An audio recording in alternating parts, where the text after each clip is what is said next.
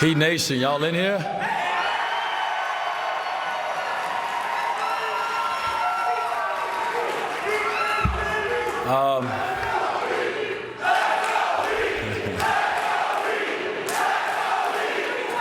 I don't got much time. Coach Pop took all the time. Let me get to it.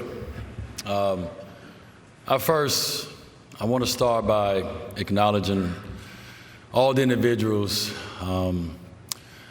and the amazing women from 1976 Olympic basketball team on going into the hall.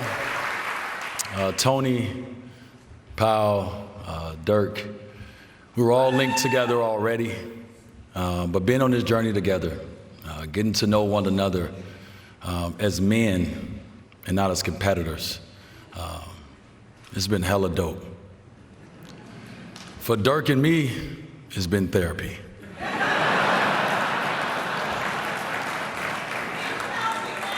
Who would have thought that we would be on the same team after all of our battles? But here we are, and it's one of the greatest teams I've ever been on. So thank you guys, man.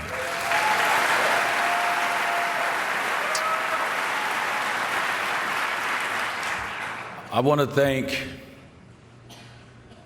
Harold L. Richards High School in Oakland, Illinois. I want to thank Marquette University in Milwaukee, Wisconsin. I want to thank the Miami Heat in Wade County. I want to thank the Hoop Hall. Here's my final love letter. The first memory I have of holding a basketball was when I was 5 years old, and it wasn't love at first sight. But one thing I knew for sure was that something inside of me would come alive every time I had that ball in my hands. I've got to credit my dad for my love of the game. He's what you would call an everyday hooper.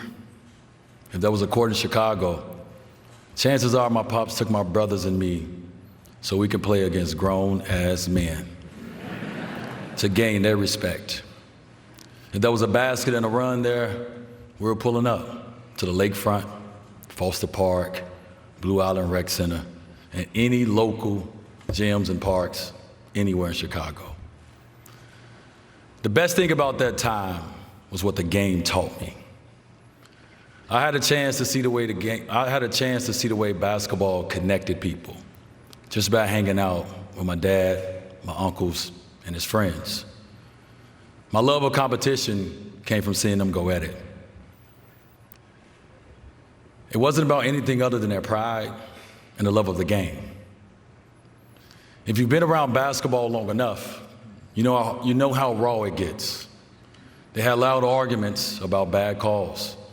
You couldn't even think about calling a foul if there wasn't some blood involved. You had to play through it all. The trash talking in those games, it probably wasn't appropriate for kids to be around. But that's the game I grew up on. That's the game that raised me. After all those games, when battles really, watching them sit down, grab a cold beer, laugh and joke about any and everything, about work, family, and definitely who got buckets dropped on their head that day. You know, as a kid, all you need is an opening. What I lived for back then was any intermission in a game. It could be a long timeout, a long argument, water break, somebody getting pissed and throwing the ball over the fence, a break between games. If there was a chance for me to run on the court and grab that ball and imitate my dad, I took it. Thing is, though, at 5, the ball was always too heavy to get to the rim, or too big in my hands. But little did I know that this object was going to be the vessel that changed my life and my family's. By the time I was 9 years old, I didn't have to look far for elite level basketball. My hometown team, the Chicago Bulls, were the greatest force on earth. I look back on those days as some of the best of my life. All my brothers, Demetrius, Donnie, and I did was eat, sleep, talk, think, and dream basketball. It was my obsession. The game gave me equal parts excitement and frustration. See, I was clumsy as hell back then. My hands were too big for my body, and my feet was growing just as fast. Before and after school, before and after my games, I studied the player who had replaced my pops as my favorite, Michael Jordan. He captured my imagination and fueled my aspirations all at the same time. I bet if you give me enough time, I could find that Come Fly With Me VHS that I watched before every game I played. The way he soared through the air felt like forever. He created moves that made me immediately rush to my backyard to recreate them. Game 2 of the 1991 NBA Finals, the Bulls versus the Lakers, my dad's favorite player, Magic Johnson. Cliff Leviston drove baseline, threw it to MJ, who was waiting at the free throw line. He took one dribble. He took off with one hand like he normally does. And then he decided to switch it in midair to the left. I bet you can hear Marv Albert in your head right now. A spectacular move by Michael Jordan. After seeing that, I couldn't tell you how many days and nights were spent practicing that move. I wouldn't stop practicing it until I mastered it. I was hoping to bring some of his style into my own game. By 17, basketball was my soul's love language. It helped give me an identity. It was a safe space that allowed me to be expressive and passionate. I realized that basketball was my blank canvas. I used it to reimagine my life. No matter what was going on in my life, it was my sanctuary. It was my way out. I needed to reimagine life, not just for myself, but for everyone I loved. The game is where I discovered who I could become. It showed me that on the other side of hard work was the success I craved. It taught me the value of resilience in the face of adversity and how to bounce back stronger after a defeat. Through the game, I discovered who shows up for me when I win and when I lose. My confidence was found through the game. It helped me find my worth far beyond the court. You see, I've never been a stranger to adversity. I'm speaking of being labeled academically ineligible as a freshman at Marquette. At 19, finding out I'll be a father before my sophomore season. That season, my 10th game against Wake Forest, I tore the meniscus in my left knee. And at the end of the season, I had surgery to remove my meniscus. There was also 2007, when I had to have 2 surgeries at the same time. One to repair my torn labrum and my dislocated rotator cuff in my left shoulder, and the other on my left knee again. And finally, in 2012, right after our championship parade down Biscayne Boulevard, I had to have my 3rd surgery on my left knee. Each surgery, each rehab, it pushed me past limits I didn't know I had. I could have given up. I wanted to. I never second-guessed myself. I 3rd, 4th, 5th guessed myself. But I never allowed my injuries to define me. I'm on this stage because my beliefs have always been stronger than anyone's doubt. So to all the hoopers, I hope you take this to heart. No, it's never about your setbacks. It's how you respond.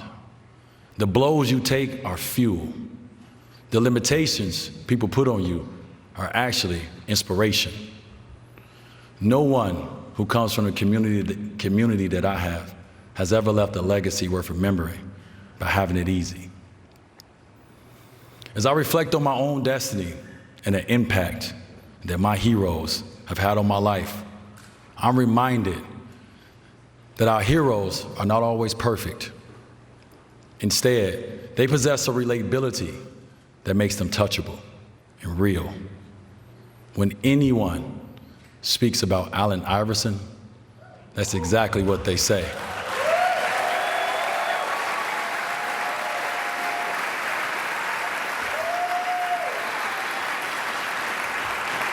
He's real. So AI, I need you to know this. I watched you with awe because I saw a reflection of myself in you. The way you played the game was exciting and fearless. It didn't matter who they put in front of you. They wasn't gonna stop you. Shit, I know, I tried. It didn't matter what they said about you because they couldn't measure the size of your heart. Your authenticity and unapologetic attitude, it resonated with me. Your swagger, unique style from rocking do-rags, braids, the baggy shorts, to the untucked jerseys, the earrings, the chains, the throwback jerseys. It all combined to create an image that broke the mold. You challenged conventional norms and became the poster child for individuality and self-expression, inspiring countless individuals to embrace their own uniqueness. You brought hope to those who grew up with limited resources. You showed us that success and greatness were attainable, even in the face of adversity. Your struggles made your accomplishments that much more remarkable. AI, you are a living, breathing reminder that redemption and growth are possible. You inspired a generation, my damn self included, to believe that coming from nothing was not a limitation, but motivation. I wore an arm sleeve throughout my career because AI did.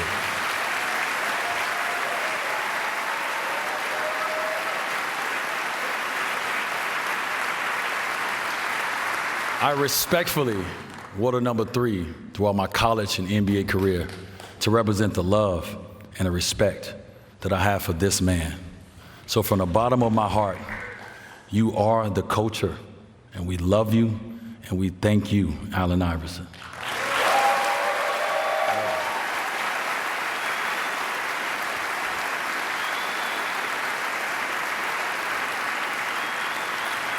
To make it here, the Hall of Fame, you never do it by yourself. I've had incredible mentors play pivotal roles. Their wisdom, guidance, and loyalty are as much a part of my story as anything else. They helped me discover parts of myself I never knew existed. You not only taught me the X's and O's of the game, but you also imparted invaluable life lessons that have shaped the very character of the man that I am. Your beliefs in my potential, your guidance through adversity, and your unwavering support have made all the difference, not just in my game, but in my life. I would have never evolved into the player that I would have never evolved into the player that would have played, that could have played with the Mount Rushmore of talent like Shaq and LeBron, without y'all teaching me about the importance of we versus me. That mentality made it possible to understand when sacrifice was needed for my teams to win. So thank you, Jack Fitzgerald, Larry Butler, Coach K, Tom Crean, Stan Van Gundy, Pat Riley, and Eric Spoelstra. I love you guys.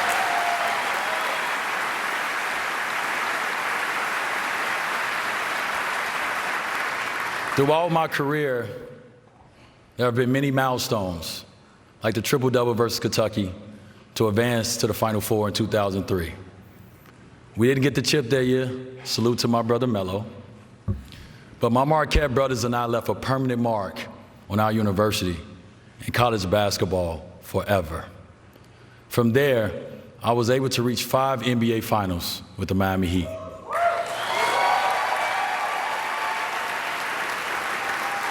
And win 3. I could talk about my accomplishments and the work I put in forever. But that didn't happen without my peers, coaches, and honestly, you, the fans. Your cheers. Yeah.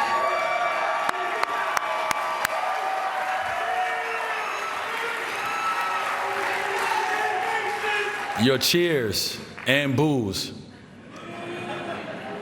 are a part of my life's soundtrack. You made coming to work every night the best job in the world.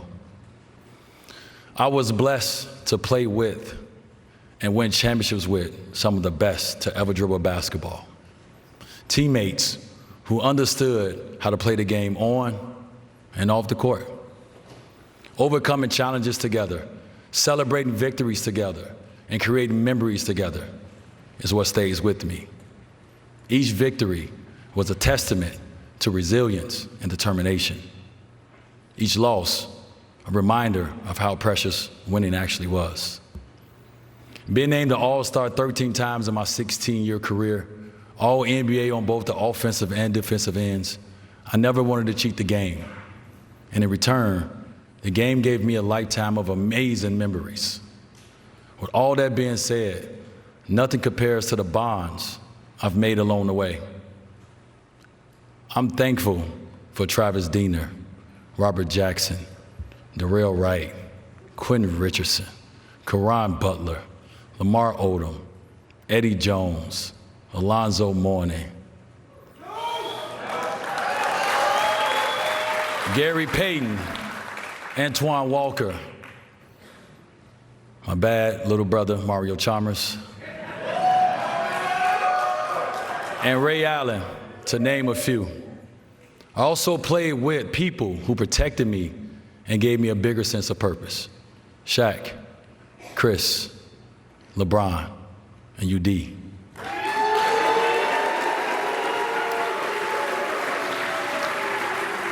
They changed the way I would be viewed in this game forever. With Shaq, I learned how to be Robin to his Batman and then become Batman. Watching Chris simply be himself while giving his all to the game, but not cheating his family out of their time, gave me a friend I could look up to. Spent 4 years with LeBron in Miami. I watched him not take one single day off of being great. And my brother UD and I, we learned how to be selfless leaders together. But the protection that he provided me on and off the court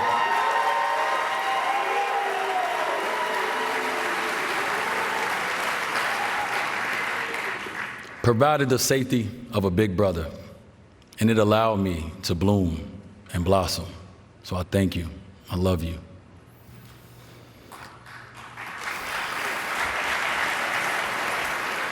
Off the court, another blessing in my life is Henry Thomas.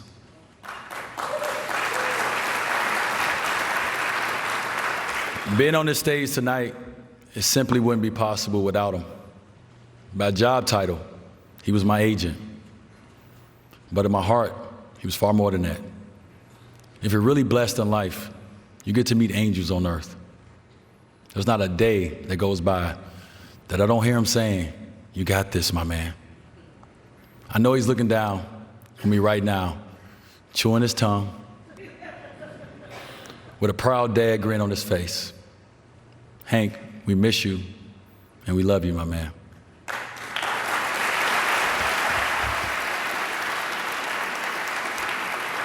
To my loved ones, the ones who have become my lifeline, y'all are my safe haven, a place where I can always retreat to with minimum fear of judgment. I've laughed with you, I've cried with you, I've been saged by you, I'm protected by you, and I'm loved by you. I am who I am because of all of you. You're the embodiment of unconditional love.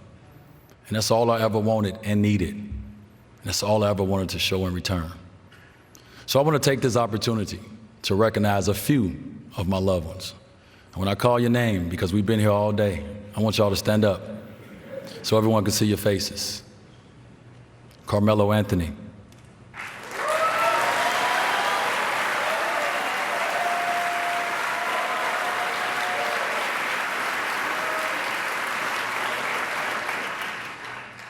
If y'all could wait till I finish the names before y'all clap, it'll be all day. Chris Paul.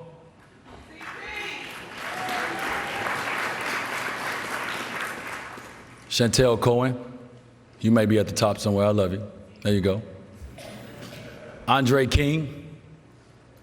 Richard Ingram. Bob Metellus.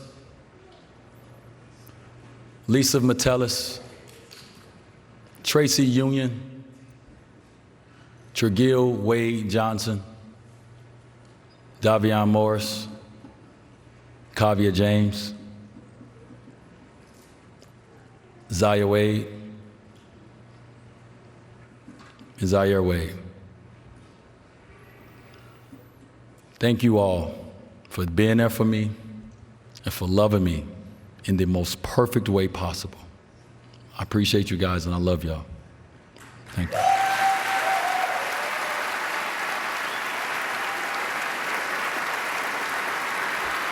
Y'all can sit down now. And my wife, Gab, would you please stand?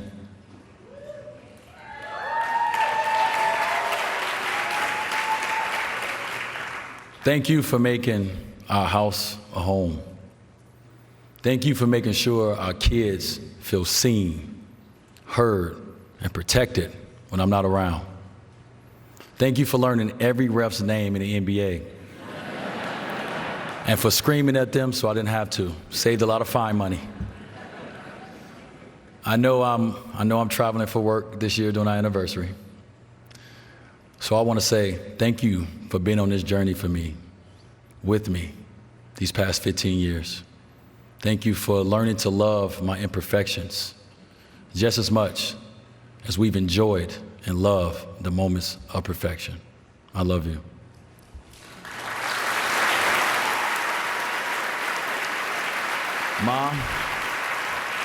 Mom, would you please stand?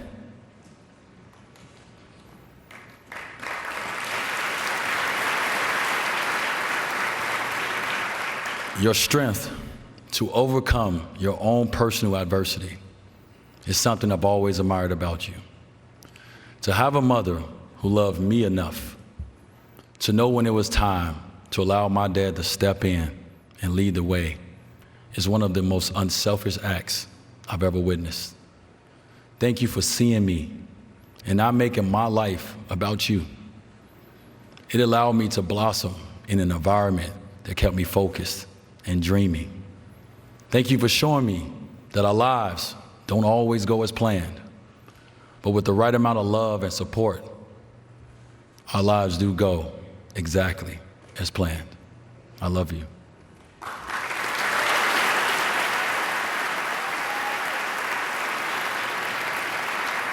Pops, would you please stand?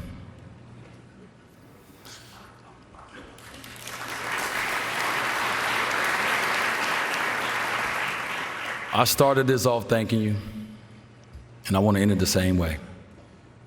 I owe you a debt of gratitude that I'll never be able to repay.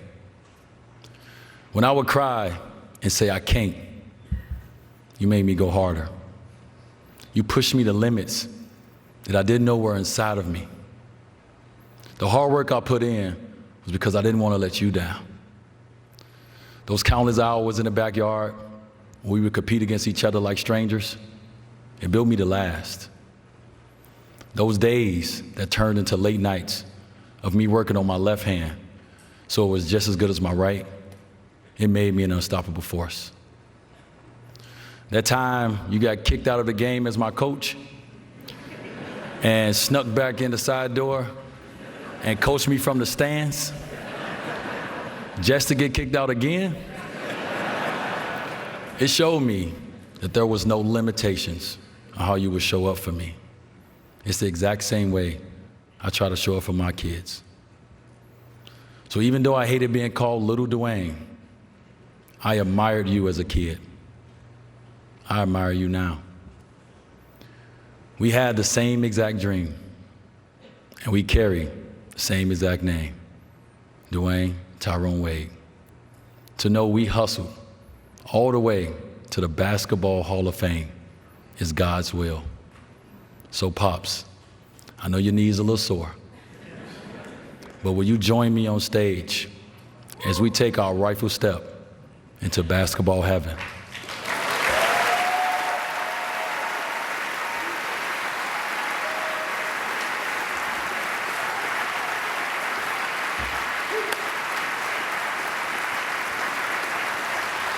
This one right here, this one is for my father. I love you, and I'm thankful for you. I love you too, man. We're in the Hall of Fame, dog.